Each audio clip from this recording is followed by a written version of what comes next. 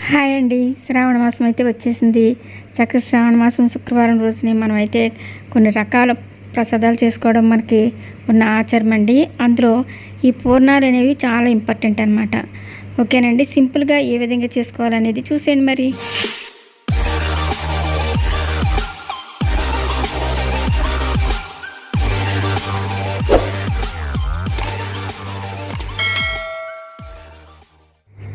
Hi అండి, అందరికి నమస్కారం.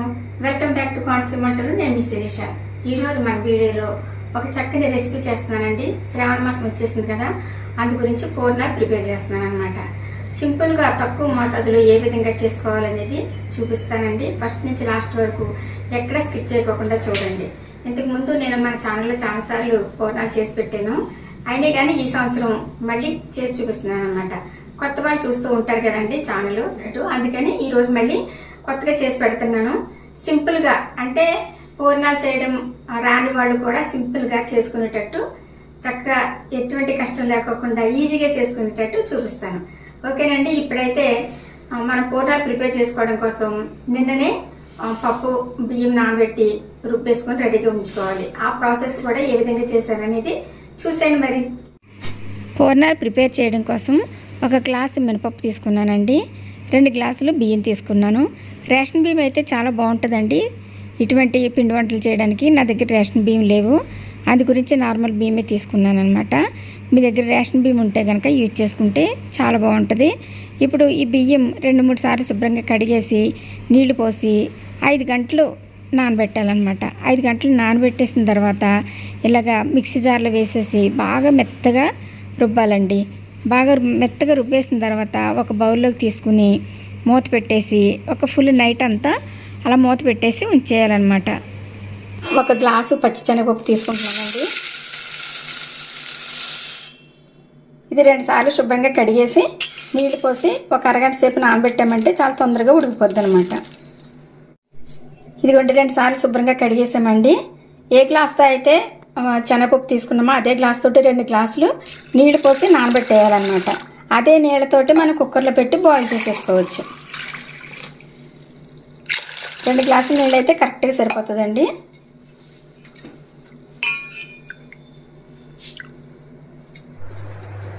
ఇదిగోండి పప్పు చక్కగా నానింది. ఇప్పుడు కుక్కర్లో వేసేసి స్టవ్ మీద పెట్టేయాలండి.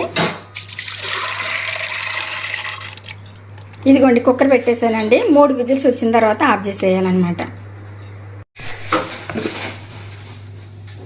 ఇదిగోండి కరెక్ట్గా 4 విజిల్స్ వచ్చినాయండి. 4 విజిల్స్కి స్టవ్ ఆఫ్ చేసాము. వాటర్ కరెక్ట్గా సరిపోయినాయి అనమాట.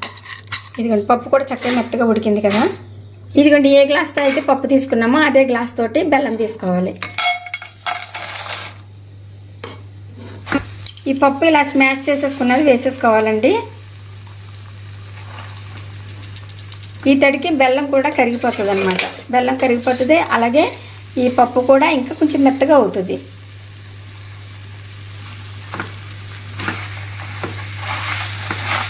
ఇప్పుడు బాగా కలపాలన్నమాట. కలిపేస్తే ఈ పప్పులో ఉన్న తేమంతా ఈ బెల్లానికి అంటుకుంటుంది అనమాట. అప్పుడు బెల్లం కూడా చక్కగా కరిగిపోతుంది. బెల్లం కరగదు అనే డౌట్ ఏం అవసరం లేదండి, చక్కగా కరిగిపోద్ది.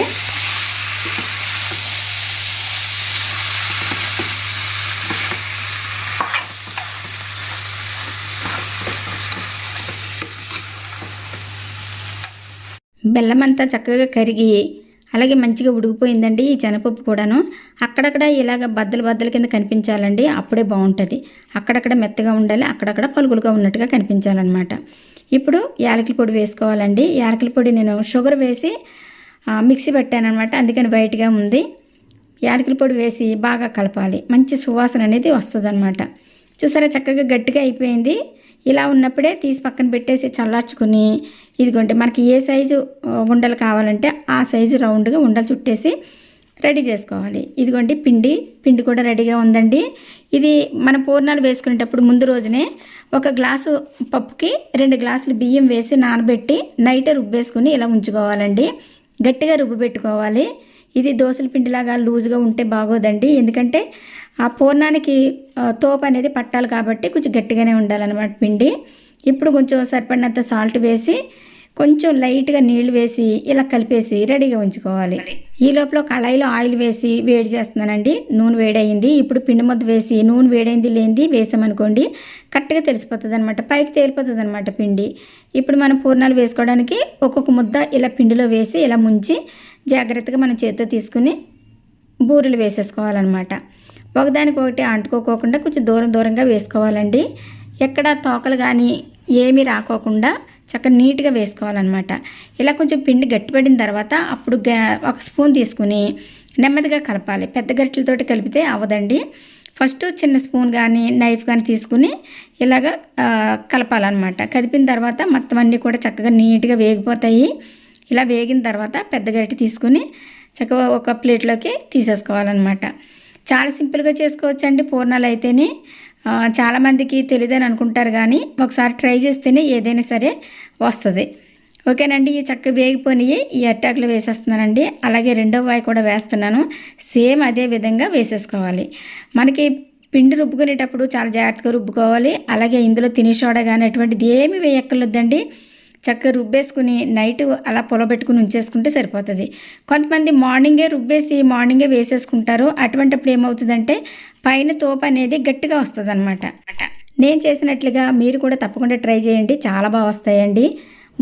ఇదిగోండి నూరించే బూరెలు అయితే ప్రిపేర్ చేశాను. ఇదిగోండి చిన్న సైజులో చేశాను అనమాట. నేను ఎప్పుడు కూడా పెద్ద చేస్తాను కదండి, కొంచెం చిన్న సైజులో చేశాను. చూసారా ఎన్ని అయినాయో. మనకి ప్రసాదం పెట్టుకోవడానికి వ్రతాలప్పుడు ఇలా తక్కువ మోతాదులో చేసుకుంటే సరిపోతుంది అనమాట. నేను ప్రిపేర్ చేసిన పైన తోపు అలాగే లోపల పూర్ణం రెండు కూడా కరెక్ట్గా సరిపోయాయండి. ఒక చిన్న గ్లాస్ తోటి తీసుకున్నాను కదా, ఆ గ్లాస్ తోటి కరెక్ట్గా సరిపోయాయి అనమాట. ఇలా చేసుకుంటే సరిపోతుందండి. అదే మనం శ్రావణ శుక్రవారం రోజుని ముత్తైదువులకి భోజనాలు పెట్టుకోవడాలు ఇటువంటి చాలామంది చేస్తూ ఉంటారు. అటువంటి వాళ్ళకైతే ఇవి సరిపోవు. అందు గురించి ఏం చేయాలంటే ఇంకొక గ్లాసు, అంటే ఇప్పుడు మనం ఇది ఏ విధంగా చేసామో దీనికి డబల్ వేసుకుంటే మనకి ఇంకొక ఇన్ని వస్తాయి అన్నమాట. ఓకేనా, ప్రతి విస్తర మీద రెండేసి బూరెలు అయితే కంపల్సరీ వేసుకుంటాం కదా, అలాగే కరెక్ట్గా సరిపోతాయి అన్నమాట. చూడండి ఎంత బాగా వచ్చినాయో. చూసారు కదండి చేసే విధానం, ఇంత సింపుల్గా చేసుకోవచ్చు అనమాట. ఈ శ్రావణ శుక్రవారం రోజునైతే మీరు తప్పకుండా నా రెసిపీ చూసి మీరు ఈ విధంగా చేసుకుంటారని ఆశిస్తున్నాను. ఓకేనండి, మరి ఈ వీడియో కనుక మీకు నచ్చినట్లయితే లైక్ చేయండి, షేర్ చేయండి, సబ్స్క్రైబ్ చేయండి. అలాగే పక్కనున్న బెల్ కొట్టడం మాత్రం మర్చిపోకండి. Thanks for watching. మరొక మంచి రెసిపీ తోటి మళ్ళీ మీ ముందుకు వస్తాను. ఓకేనండి, థ్యాంక్ యూ, బాయ్.